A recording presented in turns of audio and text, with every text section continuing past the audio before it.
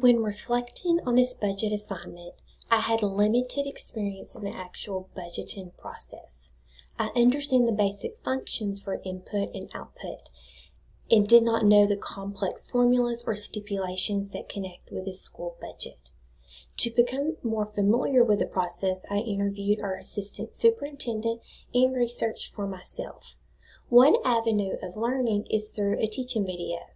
So the short clip is not Texas-based, but the idea is the same, and it helped me in my understanding. So let's take a look.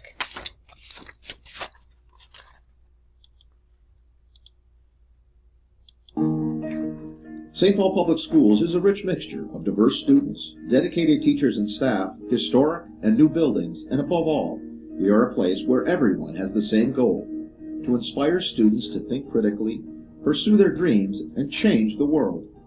SPPS serves more than 35,000 students. Nearly half have a home language other than English. More than 65% are eligible for free or reduced price lunch. About 15% require special education services. Our student population is larger than many towns in Minnesota, and our annual budget is more than $831 million. But who pays for everything? Where does the money come from? And how is it spent? Our revenue and expenses must balance. In theory, a balanced budget is very simple. The money coming in needs to equal the money going out. Minnesota's state constitution says that it is the legislature's duty to provide public schools and pay for it through taxation or other means. In fact, most of the money from our schools comes from the state of Minnesota. Some income comes from the U.S. government. Additional money comes from local sources like property taxes, including the operating referendum. Other revenue comes from the sale of bonds for capital projects and miscellaneous sources. The money from these sources comes with strings or restrictions on how it is spent. We call this categorical funding. Our district's special education is reimbursed at 59%. That means that for every dollar we spend, SPPS is reimbursed only 59 cents. We also receive money dedicated to the needs of each multilingual learner or ML student. So we know where the money comes from, but how is it spent? About 1/5 of our expenses are tied up or committed to long-term construction projects, long-term debts, food service, and community education programs. The remaining 81% is what we call the general fund that pays for the core of K-12 education. It's important to note that funding for long-term construction projects does not come out of the general fund.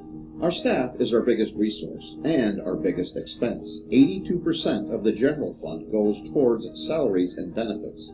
Even a small cost of living increase makes a big difference. Smaller amounts are fixed costs to keep the buildings in operation. Additional money is for purchased services, such as transportation. The remaining 6% is for construction projects, supplies, and other school support costs. Our administrative cost is 4.3% of our budget. This is lower than the state average.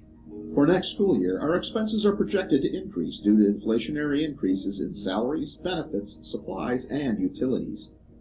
This is the budget challenge SPPS works to resolve each year. By June 30th, 2021, next year's budget, a balanced budget, will be approved by the Board of Education. Visit spps.org/budget for more information.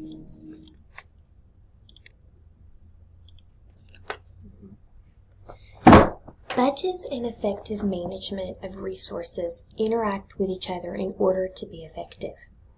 A budget is simply a detailed statement of the resources available and what it costs to operate.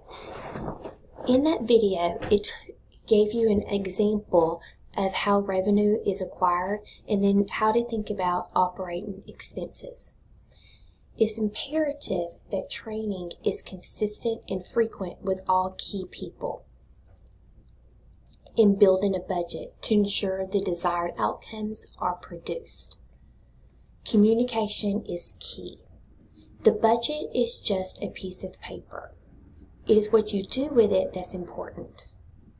Always account for areas of uncertainty and pad accordingly, such as with your maintenance. You never know when emergencies may arise, and it's always wise to have those extra funds padded in those areas. Review the previous budgets and see if you note any trends or plan for future expenses. As in the video, it talked about that payroll takes a huge chunk of your budget. Account for if staffing requirements will change for the next year. Look at student enrollment. Is there a trend? Will we see an influx or maybe see a decline?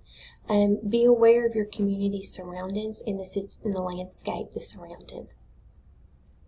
For big projects, you might consider planning in stages so that your budget is not hit all at once. Know your revenues and the requirements on how to spend it. As in a previous video I made, we talked about the summary of finance and how it is stipulated that a certain percentage has to be spent in each of those funds. So you need to account and make sure you have a clear understanding of the stipulations of your revenue. It's very important that a superintendent prioritize the needs of the district when budgeting items. Look at your strategic plan for your district. What are your students' needs? What are the areas that need improvement? Does your budget accurately reflect those priority areas? And are you using it as a roadmap to meet your objectives? Central office and the campus principals must communicate with each other on the vision of their campus or district when setting up budgets. It's very important to be on the same page when you're developing a budget.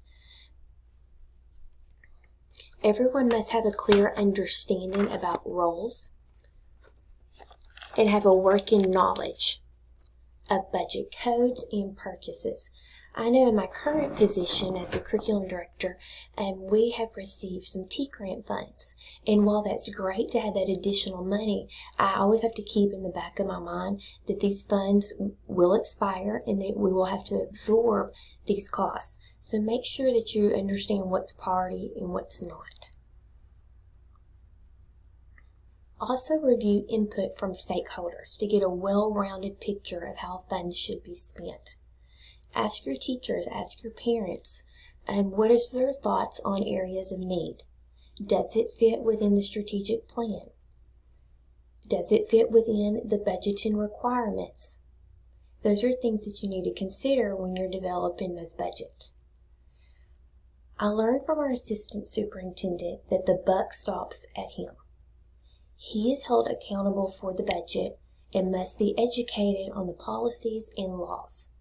This position also requires a good relationship with the business manager. You're not expected to know everything in every part of the budget because laws change, policies change, but make sure that you educate yourself and keep informed of the different areas. Again, being an active part in the budgeting. Sometimes being a superintendent, or from what I've observed, is often left to the business manager to take on that role.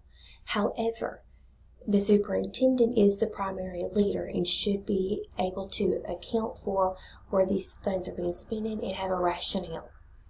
It's important to keep monitoring those purchases and just being active in the whole process. Things change, laws change, and while that may keep you having to revise your budget, always keep an active document. The OMAR template is a good source to keep for like your running monitoring. And so just making sure that you're aware and understand the process in itself. So budgeting, again, is your financial description of your district goals. Keeping those goals in the forefront and making sure that your budget aligns with those priorities. Keep in mind to account for others' inputs to make sure that you have a well-rounded budget and that everyone's voices are included. This is my reflection on the overall budgeting process and what I have learned.